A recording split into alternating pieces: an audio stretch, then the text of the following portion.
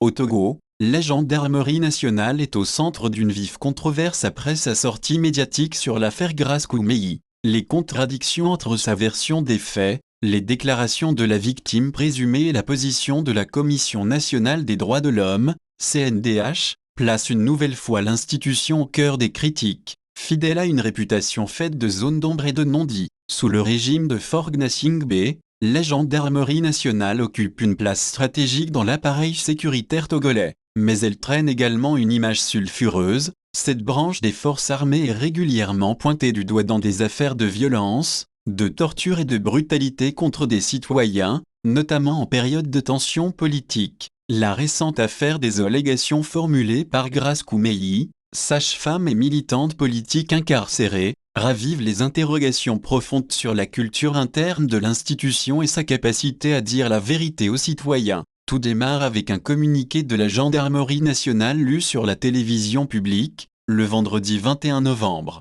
Cherchant à situer l'opinion sur l'arrestation de Grace Koumeyi, l'institution affirme qu'elle n'avait fait cas d'aucune agression sexuelle ni d'aucun traitement cruel, inhumain ou dégradant. Plus encore, elle soutient que, lors de sa garde à vue au groupement de gendarmerie de Lomé, Grace Koumeyi a reçu la visite d'une délégation de la Commission nationale des droits de l'homme, CNDH, laquelle se serait déclarée satisfaite des conditions de détention. Mais très vite, la contestation survient. Depuis sa cellule, Grace Koumeyi affirme dans une note écrite avoir signalé, aussi bien lors de la visite de la CNDH qu'au moment de sa déposition, des douleurs aux parties intimes. Par ailleurs, des sources proches de la CNDH assurent que l'institution n'a jamais fait de déclaration publique à l'issue de sa visite au groupement de gendarmerie de Lomé. Plus troublant encore, dans un communiqué daté du 28 octobre 2025, la CNDH affirmait avoir eu connaissance d'un cas d'allégation de viol sur une dame,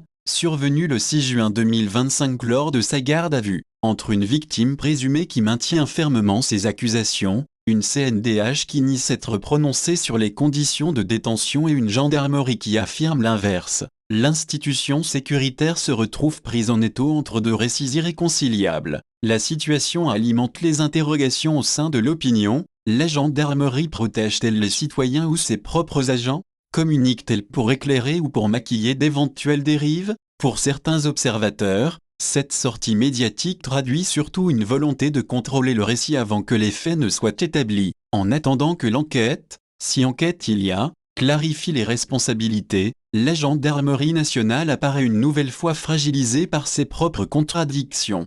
Communiquer avant d'enquêter, se dédouaner avant de clarifier, affirmer avant de vérifier sont devenus une méthode au Togo, estime un défenseur des droits humains. Il en veut pour preuve les sorties médiatiques du procureur près le tribunal de grande instance de Lomé et celles de membres du gouvernement au lendemain des manifestations de juin et juillet dernier. François Bangane.